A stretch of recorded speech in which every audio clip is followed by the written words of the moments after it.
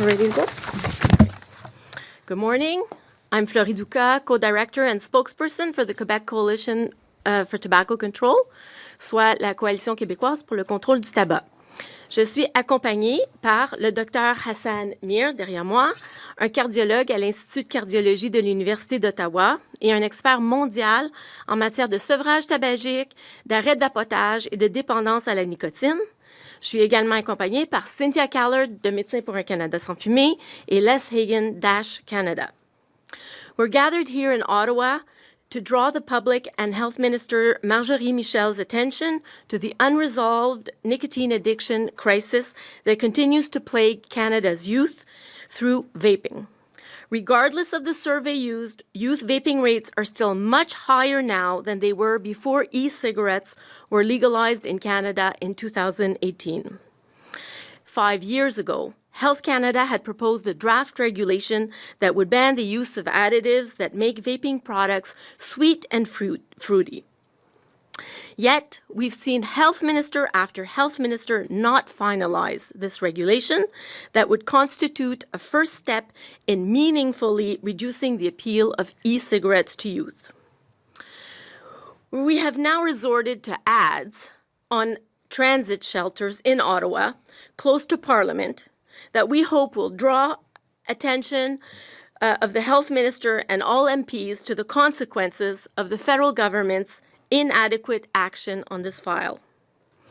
Nous espérons que la ministre et l'ensemble de la députation prendront acte du fait que plus de 50 000 élèves du secondaire ont commencé à vapoter à travers le pays depuis le 13 mai dernier, soit le moment à laquelle Mme Michel a été nommée ministre de la Santé. C'est justement ce qui est souligné par les deux affiches dans les abribus près de la colline parlementaire. J'invite maintenant les autres porte-paroles à se présenter et à présenter quelques mots. Dr. Mir. Great. Thank you so much for the opportunity to speak today. It's truly my honor and privilege. As a physician and a researcher working in cardiovascular prevention and nicotine addiction, I see firsthand the consequences of tobacco and nicotine use. While we've made significant progress in reducing smoking rates over the last 2 decades, we're unfortunately facing a new and rapidly evolving challenge: the rise of e-cigarette use among youth. A key driver of this trend is the availability of flavored e-cigarette products, flavors like candy, fruits, chocolate, desserts, etc., which are not designed for adults who smoke and want to quit and want to achieve long-term cessation, but rather they're designed to attract new users. And the unfortunate aspect of this whole thing is that they're working.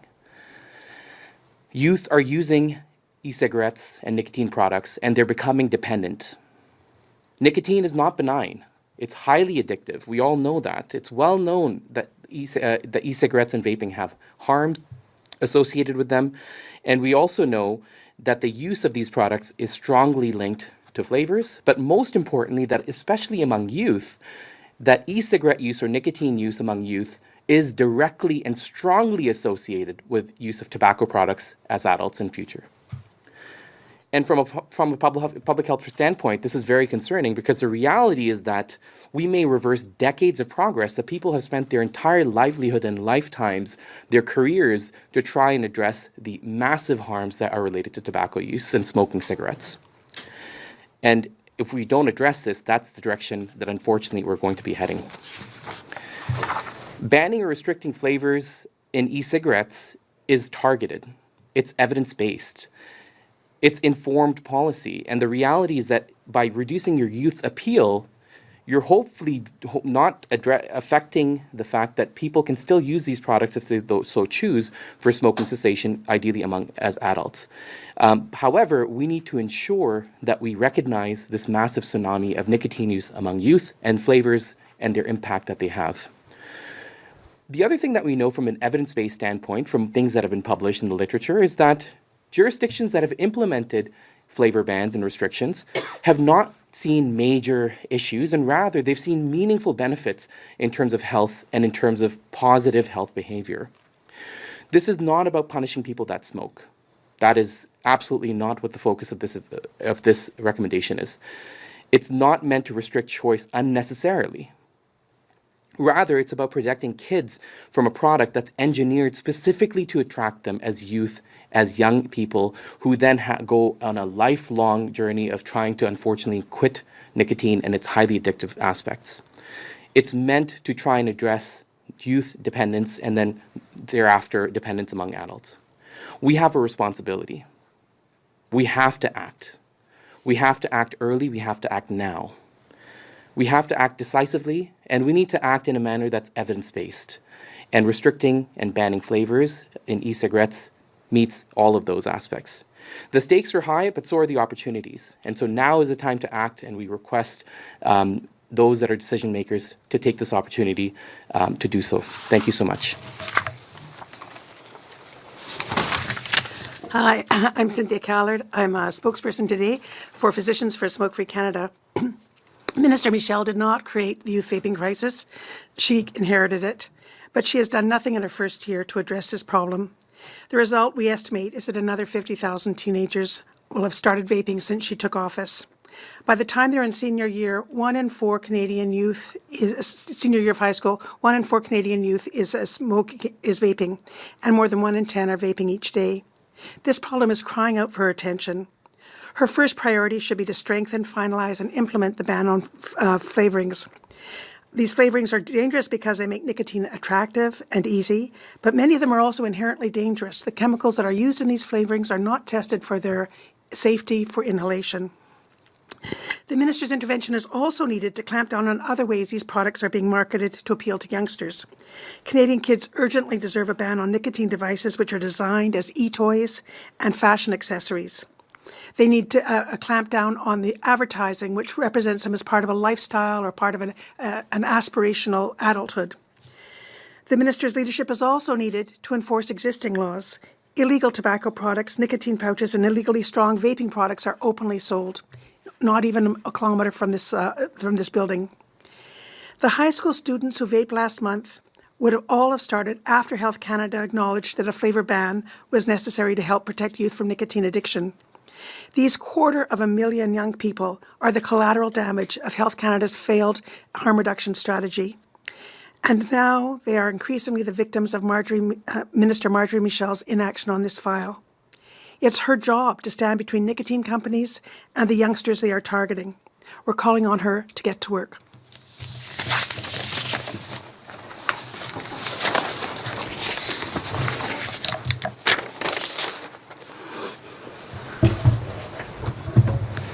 Good morning, bonjour. I'm Les Hagan, the Executive Director of Action on Smoking and Health. Over the past 8 years, many parents, teachers, and health professionals have struggled to protect kids from the predatory tactics of nicotine and tobacco industries, without much help from the federal government, which legalized vaping in 2018. Vaping and nicotine addiction have serious health consequences, especially for youth. While the federal government dithers and delays, an average of 155 students fall into the tobacco industry's addiction trap each week, every single day. Since the health minister took office last May, over 52,000 high school students have started vaping. Over 50,000 in less than a year, while the government did nothing to prevent this. This situation is completely unacceptable. Who is the government working for? The vaping industry? Besides the 46 countries that have banned recreational vaping products altogether, a growing number have banned flavors other than tobacco, such as Finland, Lithuania, Hungary, Ukraine, the Netherlands, Slovenia, and Latvia.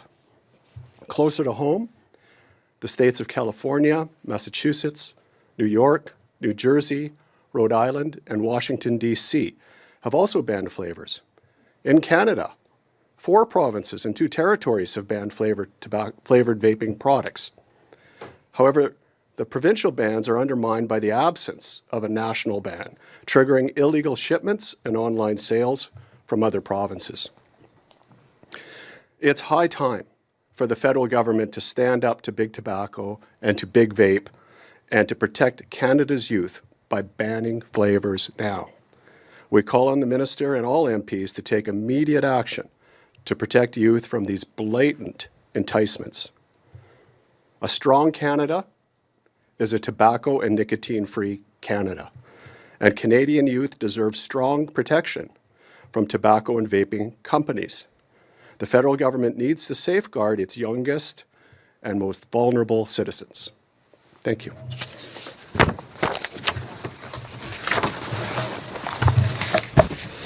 Dans son plus récent rapport de conformité, Santé Canada confirme que 43% des boutiques de vapotage enfreignaient une ou plusieurs règles fédérales en 2024. D'autres données démontrent le manque de conformité aux règles provinciales. Par exemple, les boutiques de vapotage affichent ouvertement leur volonté de livrer des produits aromatisés dans les provinces où ceux-ci sont interdits, tandis que les grands fabricants fournissent leurs produits aromatisés à des détaillants en ligne qui, eux, les acheminent aux provinces et aux territoires où ces produits sont interdits. En d'autres mots, l'inaction du gouvernement fédéral en matière d'arômes aide l'industrie légale à saper les efforts des provinces. According to Health Canada's most recent Retailer Compliance Report, 43% of vape shops across the country in 2024 were in violation of one or several federal provisions regarding vaping products. Other institutions have detailed the widespread lack of compliance to provincial regulations. Vape shops openly flout their willingness to deliver flavored products to provinces and territories where these are banned. And large manufacturers are providing their flavored products to online retailers that then deliver their uncompliant products to those provinces and territories. As Quebecers, where Quebec has banned flavored vaping products, we have had no difficulty purchasing online from vape shops, legal vape shops, Imperial Tobacco's flavored brand of vaping products, or buying from online vape shops a brand that's distributed exclusively by the company associated to the Canadian Vaping Association's president, who was just here yesterday complaining about lost revenues and an unfair business environment. Industry practices are part of the problem, not the solution. Still, fortunately, there is now data showing that jurisdictions that have enacted flavor bans, such as Quebec and the Netherlands, are seeing reductions in vaping, all without overall increases in tobacco use. That said, Quebec's ban would be even more effective if it wasn't being undermined by the federal framework. That's why a federal ban on vaping flavors other than tobacco and a federal ban on online sales are crucial now. Nous exhortons la ministre de la Santé et l'ensemble des députés de poser les gestes requis pour interdire sans plus tarder l'ajout des additifs sucrés, fruités et de menthe aux produits de vapotage et pour interdire les ventes en ligne. Thank you for your attention. We'd be happy to take any questions. Hi, this question is for Dr. Mir. I know it's kind of on top of your work on vaping. You're also the co-author of a recent study on nicotine pouches. As you know, pursuant to I believe it was August 2024 ministerial order, there are tight restrictions on where they can be sold. The flavors that can be sold, I think only mint can be sold, and it's behind a pharmacist's counter. Critics say that because some folks are using nicotine pouches to reduce the amount they're smoking or using other tobacco products, these pouches should at least be available where cigarettes are or where chewing tobacco is. How do you respond to that argument? Yeah, thank you so much, and I appreciate that you've read some of my work, so then I can reference it a little bit more in detail. So you may be referring, our group has published 2 systematic reviews and meta-analyses relating to nicotine pouches. We have a third one that'll be coming out imminently on patterns and prevalence of use. So number one, what we have determined in one of those reviews, which is based on pharmacokinetics of nicotine pouches, is actually that depending on the dose of the nicotine pouch, you can actually meet or exceed the amount of nicotine that you get from a single cigarette. I don't think people realize that. I don't think people realize that you can actually get more nicotine from a pouch than you can get from a cigarette. We would think that cigarettes are like the fastest way to get you sick. Anyways. But there's a 4 milligram cap in Canada. Yes. Okay. However, the reality is that included in our studies, what you see is that the availability of more than 4 milligrams is readily available. And I run a specific nicotine addiction clinic, and we see people that are able to access way more than 4 milligrams through online sales. I have some patients that have 50 milligrams of nicotine pouches, 30 milligram nicotine pouches. So the reality is, while those regulations may exist, the reality is that through online availability, that is a challenge. The other thing that's really interesting as a part of that review is that what we found is, at least in one of the studies, when you're using certain flavors, you actually have much higher amount of nicotine exposure than you would even have when you're using unflavored nicotine pouches. Again, showcasing that flavors may have an impact, and that was also within the review. The third thing I'll just mention as a part of a completely separate paper that we published is that there's actually no evidence that nicotine pouches help people quit smoking. None. There's never been a randomized controlled trial that's shown that nicotine pouches lead to reduction in smoking cessation.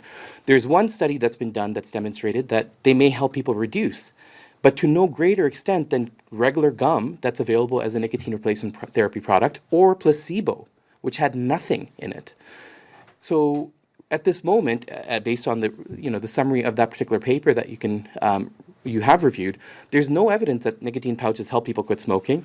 There's no evidence that they help you reduce to a greater extent than a nicotine gum or a placebo. And because of that, our approach to that is very clear. Nicotine pouches are not an evidence-based approach to smoking cessation. So with that context, should they be made readily available for people that smoke to help them quit when there's absolutely no evidence that supports that they actually help them quit? The answer is no. We should keep them outside of the hands of those that might be using it recreationally instead. And as you may have seen, there are some Conservative Party of Canada MPs that are doing college campus visits. And in these visits, they're leading chants of free the Zin. In some cases, you have college-age students that are bringing up kind of unregulated products, Zin, Velo, that elected Conservative MPs are signing. Are you worried about this sort of activity? Granted, these are young adults, these are not high schoolers, but are you worried about this sort of activity by elected officials promoting potentially harmful nicotine pouch use, nicotine addiction among sort of young adults, kind of the 18 to 22 college age crowd? Yeah, so honestly and frankly, I probably, not knowing what's actually been there, I can't speak specifically to what the politicians would be doing or who's done it. I would say that it would not be aligned with my values for somebody to be pushing or promoting an addictive product to youth and young adults. This is not just an under 18 issue. When we think about youth and young adults, even those that are under the age of 25 who have a developing brain, nicotine has very specific effects on their brain and can affect their long-term likelihood of being dependent to other products. And also, as I mentioned, it also potentially increases their likelihood of using other tobacco or to use tobacco products. This is, we talk about gateways all the time. Well, these vaping products, nicotine pouches, certainly serve as a gateway to tobacco use. And the reality is that, frankly, I think the people who own these products know that because they have another product that they sell to get people addicted and have been selling it for hundreds of years. Since it seems like I'm the only reporter here and we have a bit of time, would you mind if I showed you an image from one of the recent Conservative campus visits? I mean, we can talk about it afterwards. Yeah, no problem. And I mean, I also don't want to, completely take away from people who have a lot more probably to say and add, but happy to chat with you afterwards. Yeah. Pull you aside after. Yeah, no problem. This, Yeah, please. Yeah, Great. go ahead. Excellent. Yeah, so Zin and Zonic are tobacco industry products. Canada is bound by an international treaty called the WHO Framework Convention for Tobacco Control. And that requires participating countries not to collaborate or participate with tobacco companies or their products or their promotions. So arguably, these activities are in violation of that treaty.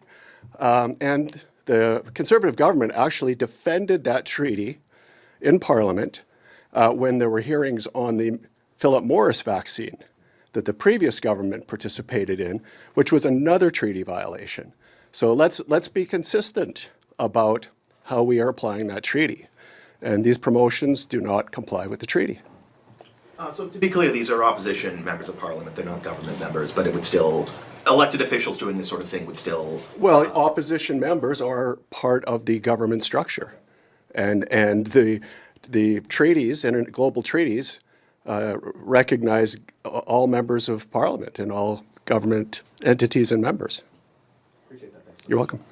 We'll take a question from a reporter on Zoom. Nous allons maintenant prendre une question d'une journaliste sur Zoom. Marina von Stackelberg, please go ahead.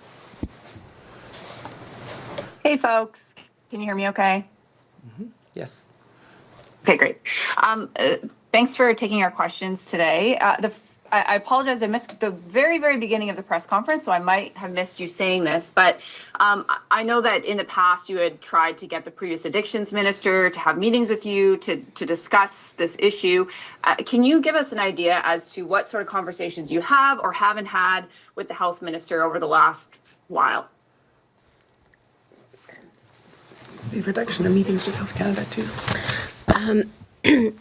So the Quebec Coalition has not met with the minister or her staff. In terms of discussions that my understanding is that there have been discussions with other health groups, and there's always been this idea that there's enforcement issues, and that's what's slowing down the finalization of the of Health Canada's regulation. We were told by the past health minister that enforcement issues, that Health Canada was looking to Quebec and other provinces that were having challenges in enforcing their flavor ban regulations, and that Health Canada was hoping to build on that. Now there's actual data out of Quebec, and it's similar to what's being observed in the Netherlands and Finland, that an imperfect regulation, despite the challenges with compliance, is better than no regulation.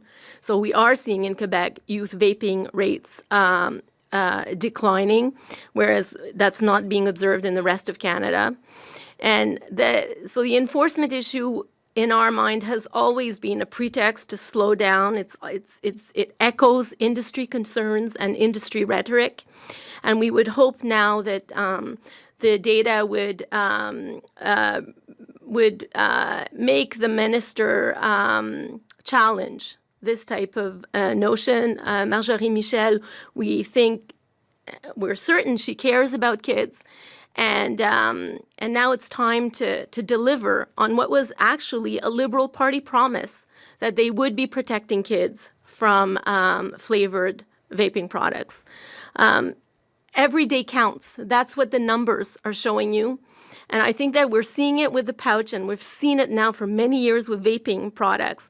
The plethora of these pretty good looking, gimmicky, nicotine, highly addictive products have trivialized nicotine, have trivialized nicotine addiction, and the federal government is certainly not doing enough to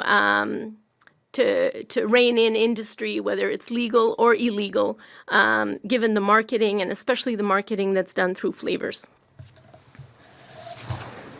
And just to follow up on that, so have you tried to take a meeting with the health minister? Have you tried to take meetings with Health Canada? What sort of conversations have been had? You said that the situation in Quebec is used as a reason for why they can't act on this right now. I know previously the addictions minister told me that, they needed to look at this case to see if there might be negative consequences of bringing in these flavor bans. So can you just give me an idea as to what conversations you have or haven't had with either the health minister or Health Canada? I realize I'm not speaking for all health groups at this point, and even tobacco control groups. Even some of my colleagues, I believe, might have met with some of the minister's staff. But for the Quebec Coalition, we have repeatedly asked for meetings with the new health minister. We have not met with any of our staff, and we were instead offered to meet with Health Canada staff, which we've met in past occasion. But the fact is that the buck stops with the minister. These are political decisions. And Health Canada has proposed a regulation. It's a political decision that reverted that decision, and that has not allowed for this policy to go forward. And it's time for the minister to show her leadership and step up. And just lastly, for the doctor, I'm just wondering if you can just give people an indication of how widespread and serious this issue is. And maybe since you're talking about the addition of people as, in your eyes, the government has not acted on this, just how serious in your eyes this situation is and is becoming. Yeah, I think that's a great question. So some of the things that I've mentioned in my statement, which is that nicotine use, especially among youth and young adults, is directly and strongly associated with future tobacco use. It in and of itself is harmful, and we're aware of that as well. There's growing evidence relating to the harms of vaping products to cardiovascular health, to lung health, to mental health and addictions, oral health, et cetera, et cetera. And in terms of your first question, in terms of the prevalence here, the reality is that there's actually been diverse different surveys that have been done, but they consistently show that there is a significant number of youth and young adults, especially in elementary school and high school, that are using these products. And that's like, even, when I'm going to give you a number, these are likely underestimated, because the reality is that we're expecting that youth are going to accurately and honestly respond to these surveys that, they may or may not assume are anonymous. So of course there's a power differential there. But, there's been surveys that have been done that show that vaping in certain groups like high school students can be up to 1 in 3 people. So about 30% or so have tried vaping in the last 30 days. So this is a big problem. And if you talk to parents who have kids that are in school, you can hear from them this is a big problem. Whether it's their kid that's addicted and having to unfortunately use these devices in the middle of the night because of the severity of their addiction, or it's the stories that they've heard from their friends and colleagues about the levels of addiction. So I think this is a problem. I think nicotine addiction, especially among youth, is a big problem. There's a lot of concern. And one thing I will just add, as a clinician that does this from a clinical standpoint and have partners across not just Ontario but across Canada, the reality is that even the offerings that we have for youth that are addicted to these products and nicotine are minimal. Like, we don't actually have the same ways to help these people to help quit smoking, right? Or vaping or nicotine products. With adults, we can use nicotine replacement therapies. We can use drugs like varenicline or bupropion or cytosine, what have you. And within our guideline that we recently published in the Canadian Journal of Cardiology, we highlight some of these things. But for youth, all of these things are off-label. And so there's a lot of apprehension to use these products to help them quit, which is really sad. We have to wait till they're 18 to be able to actually intervene and help them quit. Many of us are obviously using these other ways to help them quit smoking, whether it's apps and digital tools or counseling or off-label use of some medications. But the reality is that there's a huge mismatch between the tsunami of kids that are addicted to nicotine through these products and what we have available to help them to address this addiction, even more so than the adults that are addicted. Thank you. This concludes the press conference. Merci, c'est ce qui conclut cette conférence de presse. Thank you.